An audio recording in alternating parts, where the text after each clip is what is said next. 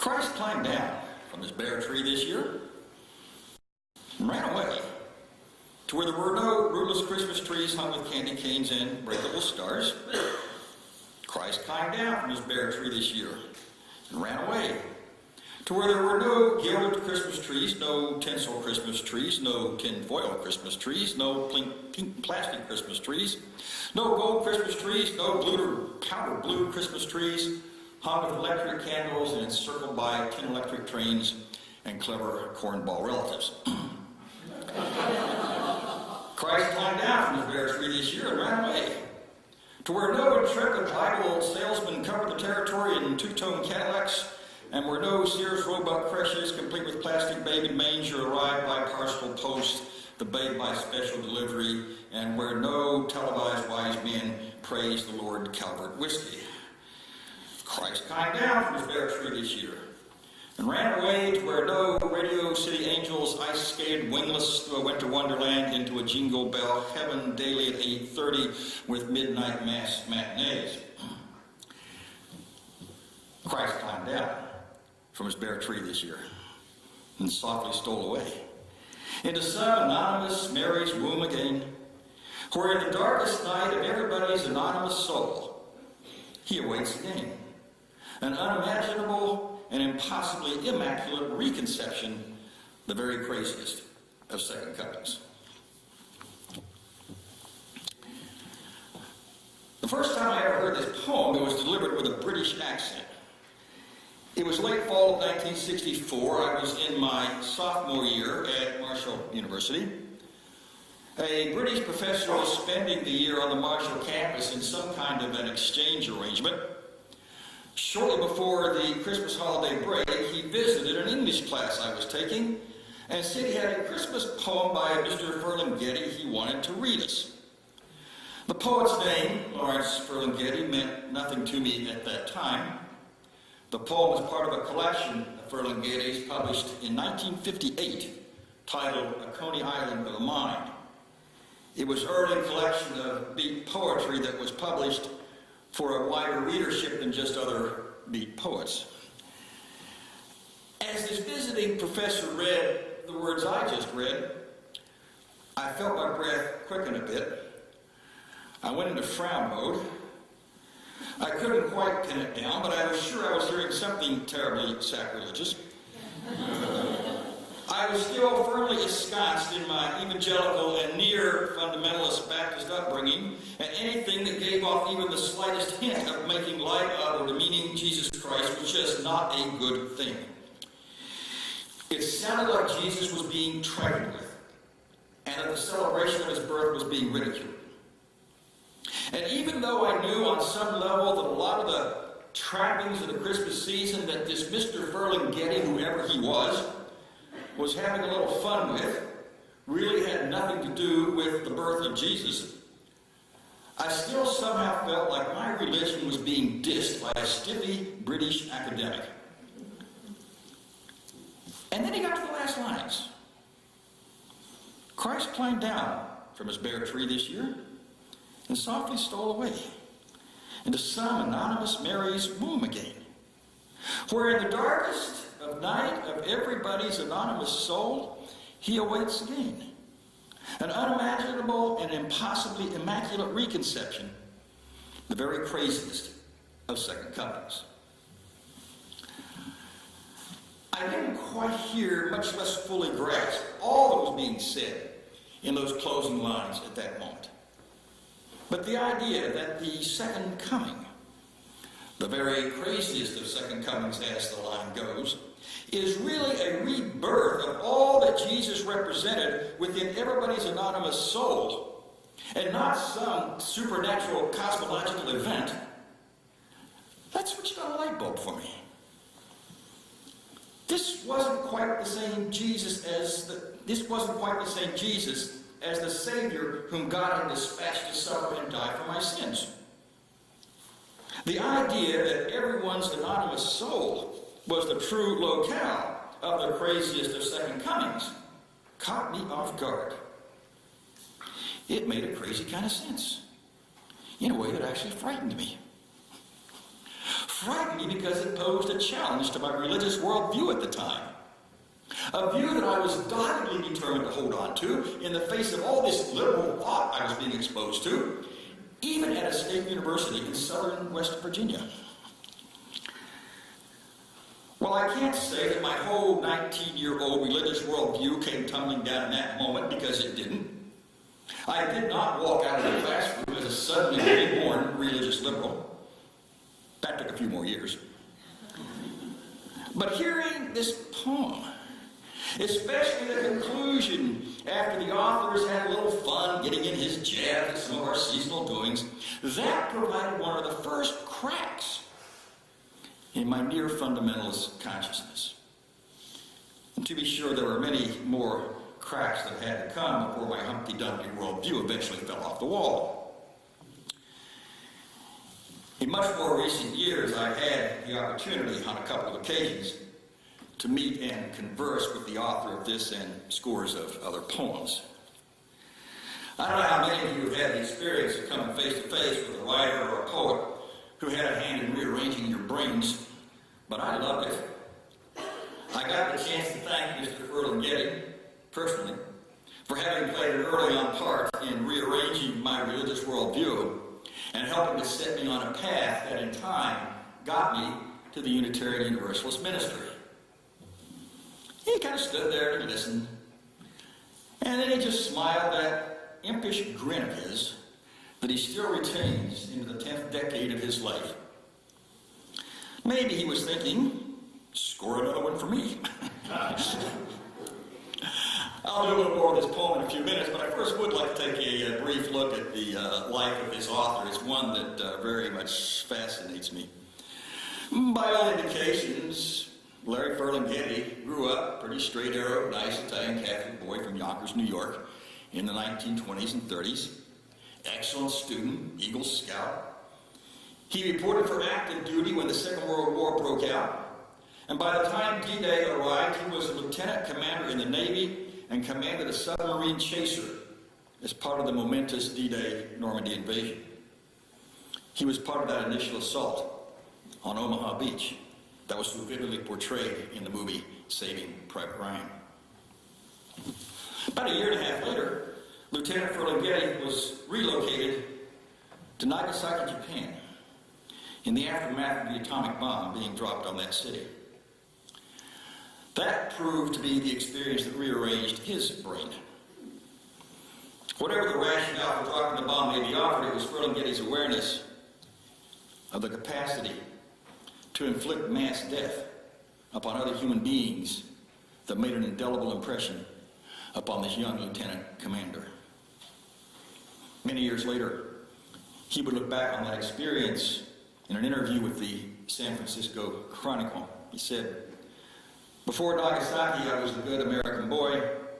I was the commander of a sub-chaser into the Normandy invasion.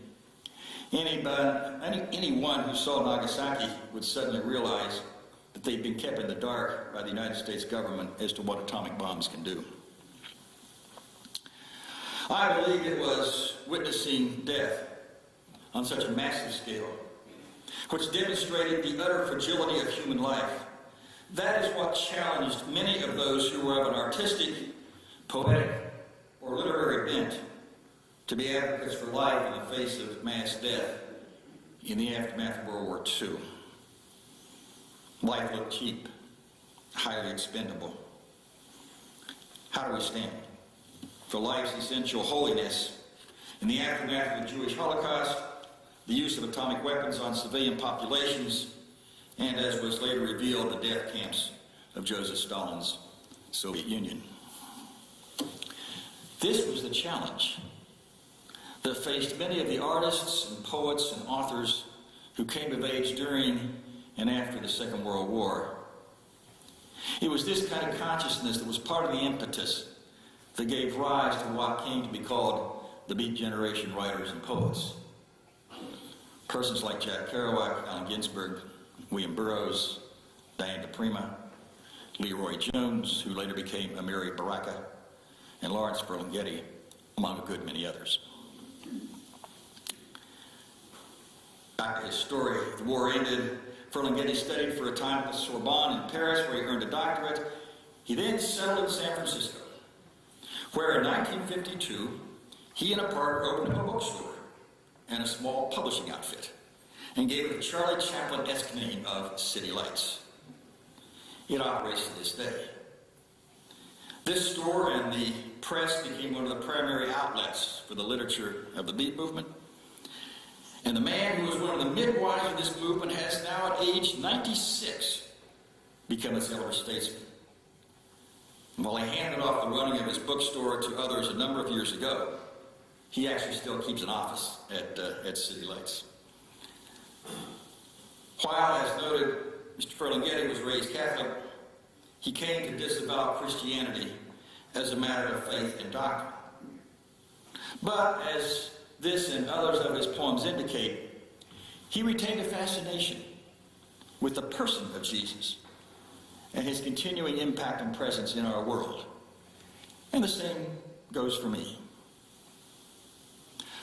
I mentioned earlier that my hearing of Christ Climb Down for the first time had the effect of rearranging my brain. At that time, however, I had neither a language I could speak nor a framework of understanding that allowed me to get a good handle on what all that brain rearranging was about. I didn't quite know what was going on here. That all came later. It came when I realized that stories, myths, and legends are not primarily about events that happen out there somewhere in time, in geographic space. They're about what happens in here, inside of all of us instead. So yes, I believe that someone named Jesus of Nazareth did live and did carry forth a ministry that's at least approximated in the New Testament Gospels.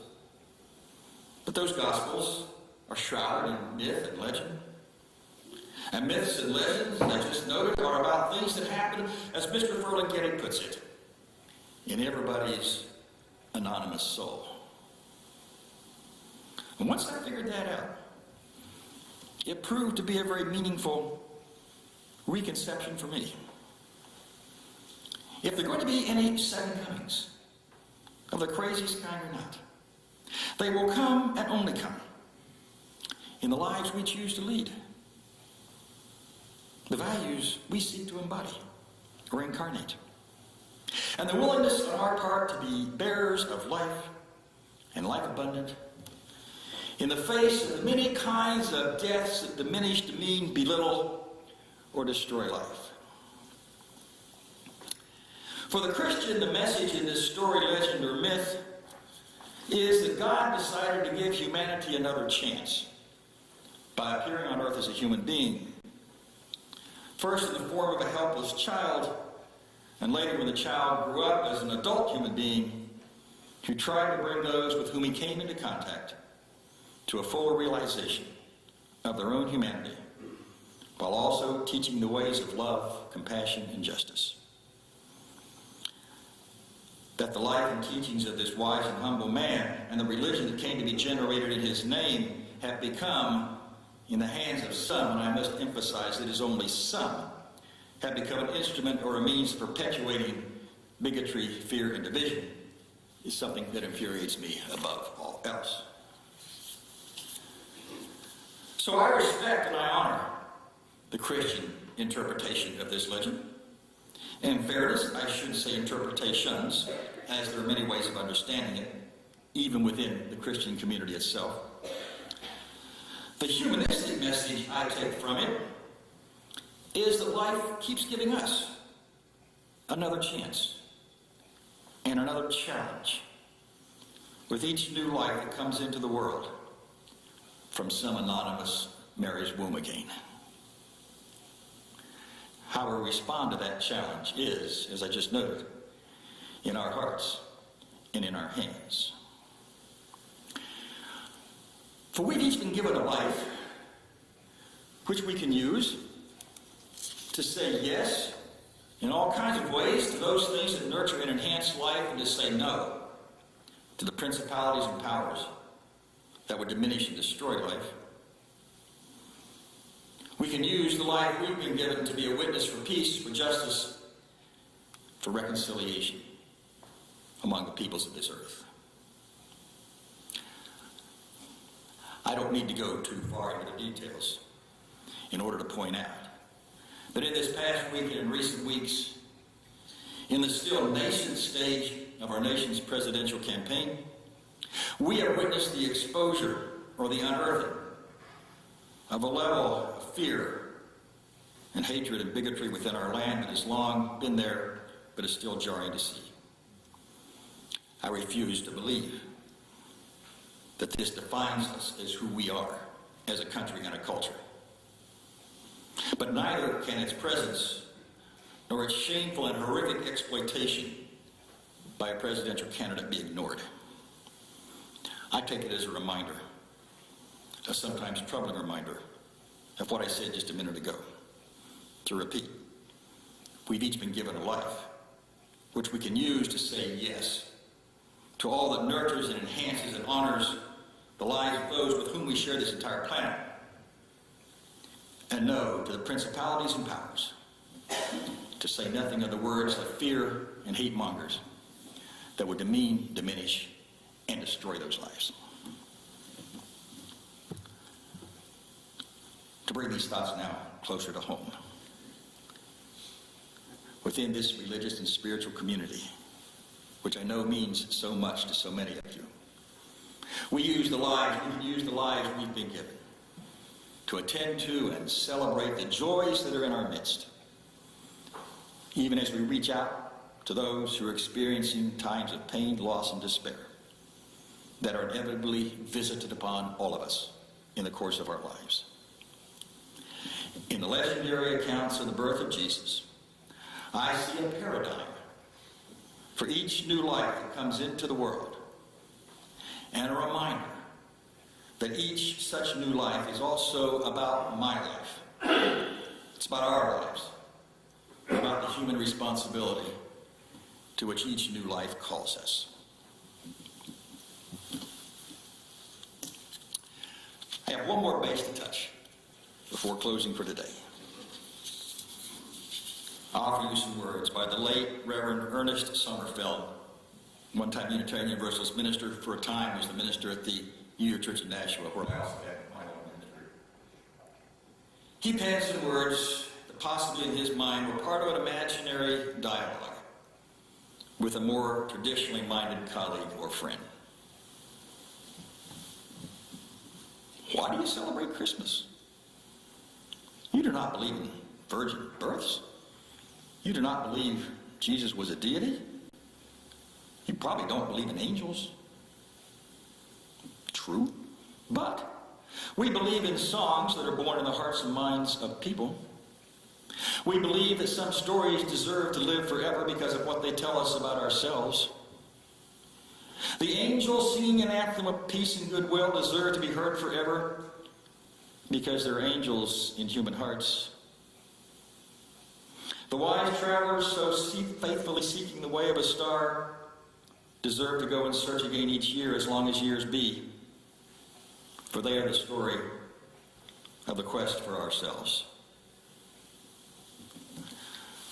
When Reverend Sommerfeld says the Christmas story is the story of a quest for ourselves, he was not, I am sure, saying it in a narcissistic or self-indulgent way. He meant that it's a quest to know our deeper selves, our truer selves, our healed and reconciled selves, and our hopeful selves. Most important is the selves we have to offer, share with one another, with the needs of our larger world. My hope in this season is that the stories, modern and ancient, and the myths that are related at this time of year will aid and inspire us on our own quests. Christ climbed down from his bare tree this year, softly stole away into some anonymous Mary's womb again, where in the darkest nights, in everybody's anonymous soul, he awaits again.